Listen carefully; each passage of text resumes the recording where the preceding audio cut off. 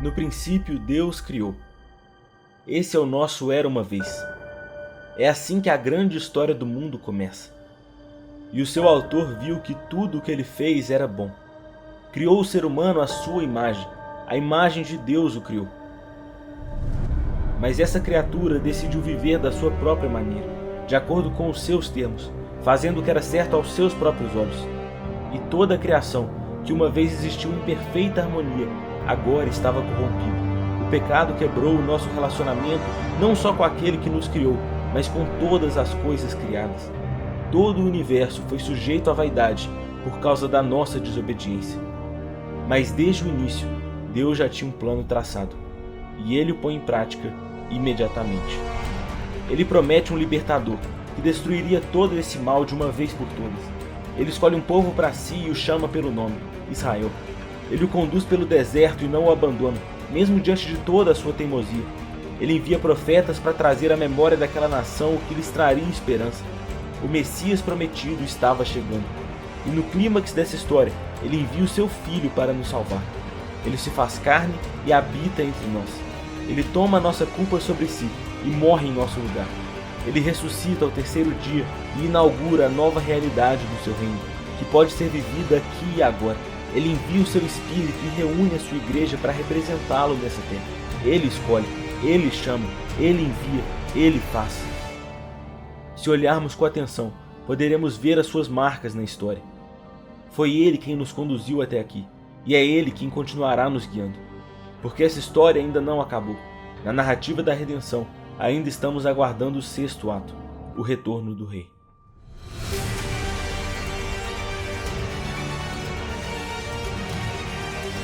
Now, when you woke up this morning, I want to ask you, what were your expectations? Por isso que a Bíblia diz assim: este evangelho do reino será pregado em todo o mundo, então virá o fim.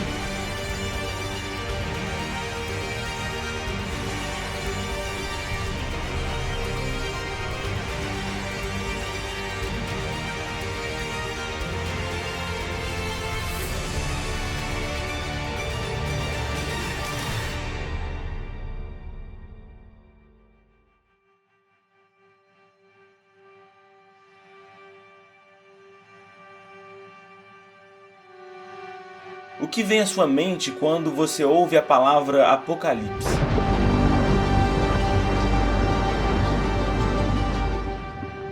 Talvez o Apocalipse te traga imagens bem catastróficas e hollywoodianas. Mas quando a Bíblia fala de Apocalipse, não é isso que ela quer dizer. O termo, quando mencionado, significa literalmente revelação. Nas Escrituras, um Apocalipse funciona como uma cortina de persiana, que nos mostra o que está por trás daquilo que podemos enxergar. Ele nos revela a verdadeira realidade do mundo através de uma perspectiva divina. E essa revelação não é assustadora, muito pelo contrário.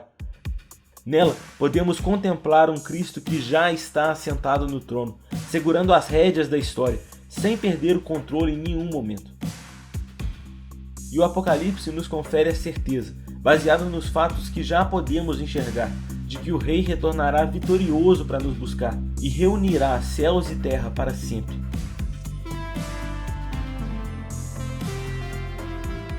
É claro, podemos até ter visões escatológicas diferentes e muitas dúvidas sobre o fim dos tempos. Qual é a ordem dos fatos? O que é literal e o que é alegórico? Quando isso tudo vai acontecer? Não são perguntas fáceis de serem respondidas, e é bem provável que nunca cheguemos a um consenso.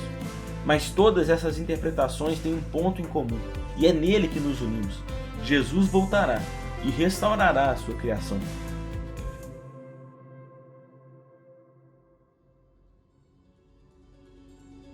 Ao longo dos nossos dias, lidamos constantemente com um mundo caído, com cheiro de morte, injustiça, corrupção, fome, angústias e guerras. Como já dissemos por aqui, isso se deve ao fato de que vivemos em uma interseção de dois mundos, a era presente e a era por vir.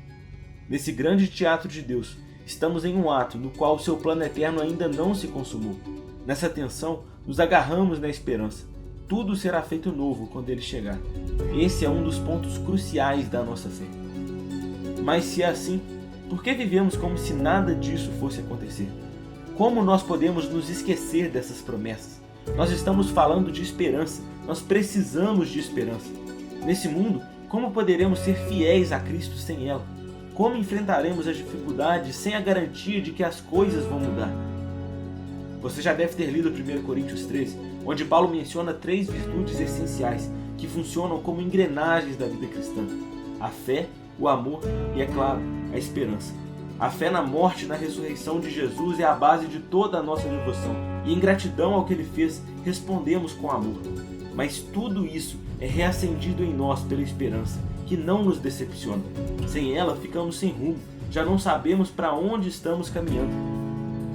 Perdendo uma visão correta do fim de todas as coisas, corremos o risco constante de vacilarmos no caminho. A nossa visão escatológica não é nenhum aspecto secundário. Ela influencia toda a nossa vida. Mas o que é essa visão? Como ela molda o nosso presente? O que significa de fato o retorno de Cristo? O 6º ato da narrativa da redenção é a consumação final do plano eterno de Deus, a restauração completa de todas as coisas. Esse mundo foi criado em união com o céu, mas o pecado o separou. Por causa disso, ao longo de toda a história, Deus estabeleceu interseções entre essas duas realidades: o templo, Jesus, a igreja, mas nunca de forma plena. Agora, com a criação restaurada, essas duas realidades estarão finalmente reunidas.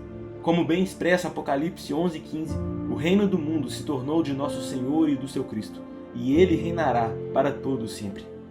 E perceba que interessante, essa história não revela um desinteresse pela criação. Pelo contrário, não é à toa que a Bíblia começa com um jardim e termina com uma cidade, onde Deus colocará todas as nações sob o seu governo. Então, todos os nossos relacionamentos que foram quebrados na queda serão restaurados. Nessa cidade, o homem está em harmonia com seu Criador e consigo mesmo, em perfeita comunhão com os outros seres humanos e com a criação. Não haverá mais morte, nem tristeza, nem choro, nem dor.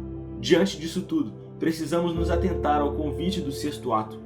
O nosso imaginário deve ser transformado por esse apocalipse, por essa revelação de Deus para o seu povo, e deixar que a vista por trás da persiana molde a nossa maneira de viver. A realidade do retorno de Cristo nos chama a permanecermos fiéis a Ele, apesar dos sofrimentos e angústias que vivemos e viveremos. Através dessas verdades, aprendemos que a fidelidade à aliança só é possível por causa de Jesus, e valerá a pena pelo futuro glorioso que Ele tem reservado para os seus e para toda a ordem criada. Diante de uma cultura imoral, idólatra e violenta, a consumação nos oferece a esperança da libertação futura de Deus, mostrando-nos que Ele é soberano agora. A combinação de uma garantia futura e a realidade presente do reino significam que a vida pode e deve ser vivida hoje como uma vida de adoração e fidelidade ao Cordeiro. Por isso, perseverar é uma necessidade para os cristãos. E a certeza da vitória impulsiona, na nossa vida presente, uma ação cultural, trabalhando para desenvolver as potencialidades do mundo. Enquanto aguardamos, trabalhamos, trazendo a paz de Deus para a terra. Esse é o desfecho inevitável para o qual a história caminha. Viveremos nesse reino consumado, onde a soberania do Senhor será manifesta de modo pleno. Aquele dia certamente chegará, pois o Cordeiro venceu.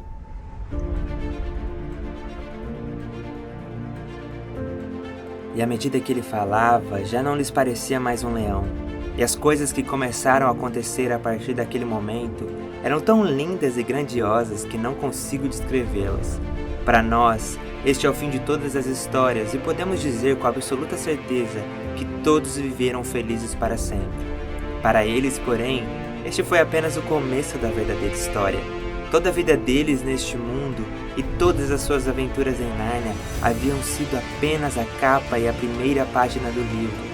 Agora, finalmente estavam começando o capítulo 1 da grande história que ninguém na Terra jamais leu, a história que continua eternamente e na qual cada capítulo é muito melhor do que o anterior. A salvação pertence ao nosso Deus, que se assenta no trono, e ao Cordeiro. Louvor e glória, sabedoria, ação de graças, honra, poder e força sejam ao nosso Deus para todos sempre. Amém. Maranata. Ora vem, Senhor Jesus.